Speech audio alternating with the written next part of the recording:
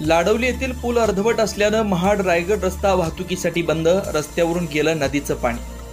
महाड रायगड रस्त्यावरील लाडवली येथील नदीचं पाणी पुलावरून गेल्यानं महाड रायगड रस्त्यावरील वाहतूक बंद झाली आहे। येथील पुलाचं काम अर्धवट असून पाईप मोरी टाकून या ठिकाणी तात्पुरता रस्ता बनवण्यात आला होता। मांडली विभागात जोरदार पाऊस कोसळल्यानं गांधारी नदीच्या या जोड नदीच्या पाणी पातळीत वाढ झाली आहे। हे पाणी रस्त्यावरून वाहत आहे। ठेकेदाराच्या दिरंगाईमुळे महाड रायगड रस्ता बंद होईल अशी भीती याआधीच वर्तवण्यात आली होती।